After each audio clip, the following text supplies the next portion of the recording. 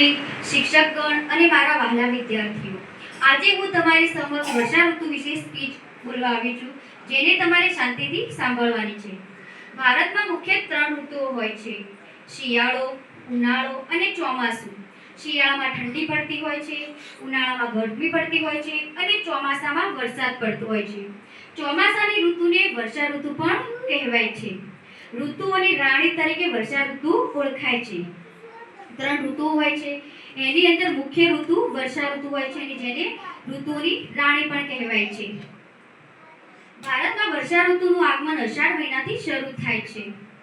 આકાશમાં કાળા ડિબાંગ વાદળા છવાઈ જાય છે, વાદળ ગડગડાટ કરે છે, વીજળીના ચમકારા થાય છે અને ઠંડો ઠંડો પવન ફૂંકાય છે અને વરસાદ વરસતો હોય છે. વરસાદ વરસતા જ વાતાવરણમાં ઠંડક થઈ જાય છે અને સૌ આનંદ થઈ જાય છે. વર્ષા ઋતુમાં અમુક એવા મુખ્ય તહેવાર હોય છે જેને આપણે બધા જ ઉજવતા હોઈએ છીએ. વર્ષા ઋતુમાં જન્માષ્ટમી, રક્ષાબંધન, ગણેશ ચતુર્થી, 15મી ઓગસ્ટ અને ગાંધી જયંતિ જેવા મુખ્ય અને રાષ્ટ્રીય તહેવારો આવતા હોય છે અને જેને આપણે બધા ઉજવતા હોઈએ છીએ. અમુક જગ્યાએ વરસાદ બિલકુલ પડતો નથી અને અમુક જગ્યાએ વરસાદ પડે છે પણ વધારે પડે છે અને અમુક જગ્યાએ બિલકુલ પડતો નથી, જેનાથી અતિવૃષ્ટિ જેવી પરિસ્થિતિ સર્જાય છે. અતિવૃષ્ટિની પરિસ્થિતિ એટલે કે વધારે વરસાદ પડે જેનાથી પાક બગડતો હોય છે અને ખેડૂતને નુકસાન થતું હોય છે. અને વધારે વરસાદ પડવાથી નદીમાં પૂર આવે છે અને ગામડાઓમાં જાનમાલનું નુકસાન થાય છે અને જેથી માણસોને ઘણું ભયંકર નુકસાન થતું હોય છે. અતિવૃષ્ટિથી બીજી એક સમસ્યા કે ખેડૂતોને પાકમાં નુકસાન થતું હોય છે, જેનાથી દુષ્કાળ જેવી પરિસ્થિતિ પણ સર્જાય છે.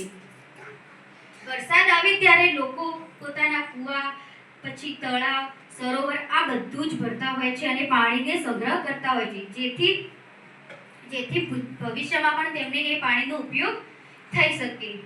વરસાદના લીધે ખાડા ખાબોચિયા વધી જાય છે અને જેમાં માખી, મચ્છર અને બીજા અન્ય જીવજંતુઓ ઉત્પન્ન થાય છે અને જેથી નવા રોગોનો ઉદ્ભવ થાય છે.